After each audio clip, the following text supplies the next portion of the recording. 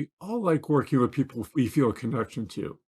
At the same time, for a variety of reasons, we might feel there is a customer who's not a good fit. And for a bunch of reasons, we might feel that we have to work with them anyway. This reason could be a friend's asked you for a favor, or we just need some cash flow at the time we're making the decision. We know it's not a good fit, but we go ahead anyhow and decide to work with a particular customer.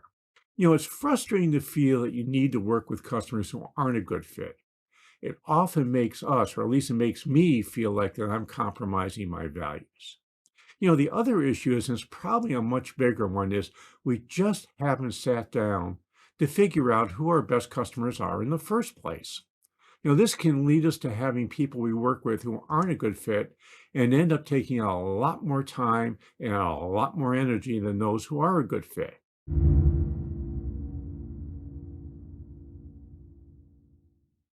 Hi, I'm Josh Patrick. I'm the founder of the Sustainable Business.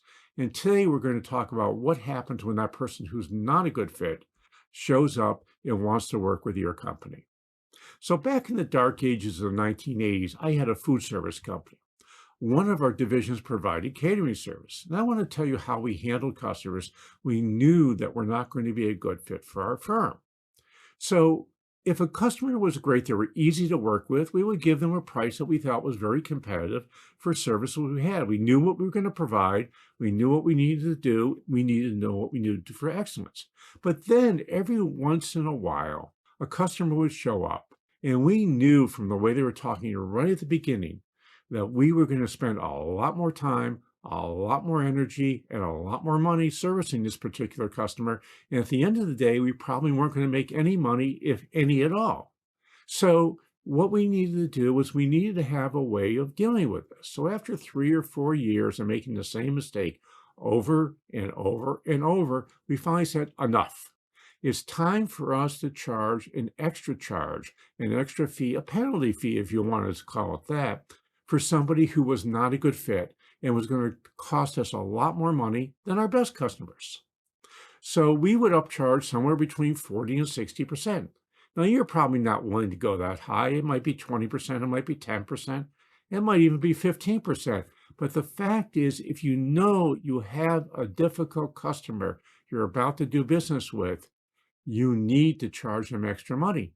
Otherwise, you end up working for them, not having any fun, not making any money, and feeling like you've been taken advantage of.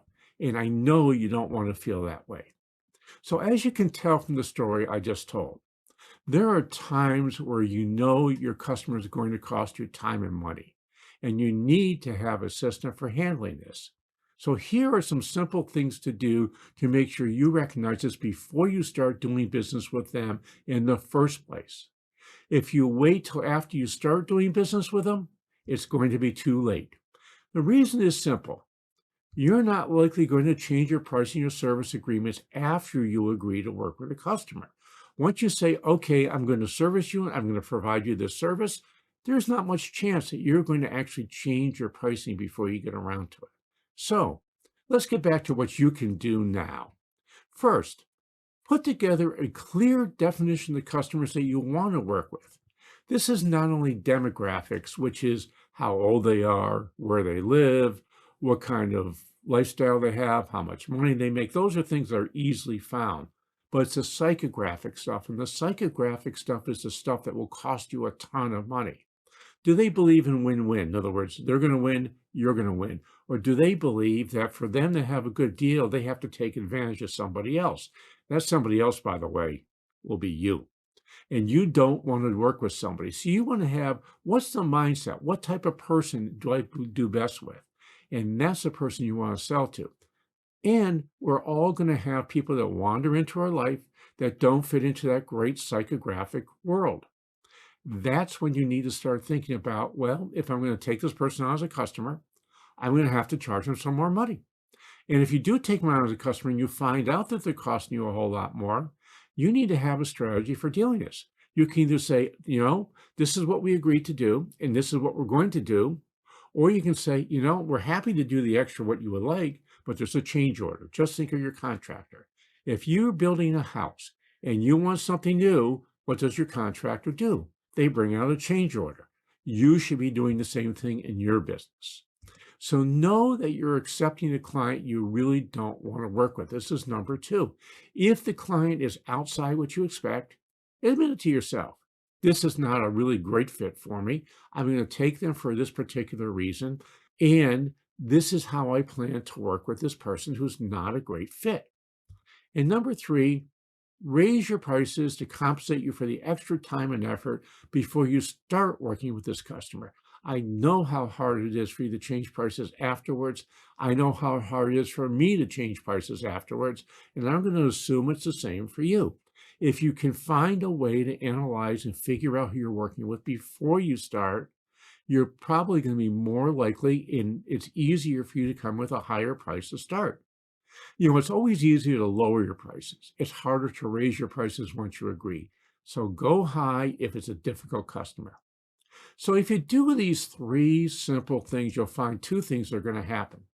Number one, you're going to know who you love working with, and more of these folks are going to show up in your life. It's just the way it works, and I don't know why, but it does, and it has for me over years and years and years.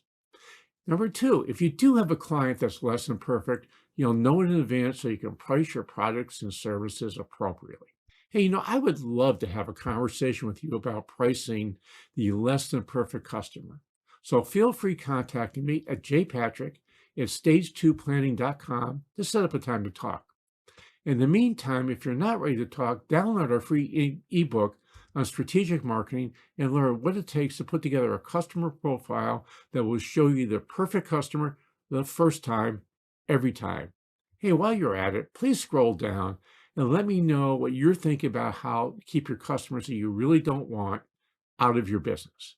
Hey, this is Josh Patrick. You're at the Sustainable Business. Thanks a lot for stopping by. I hope to see you back here really soon.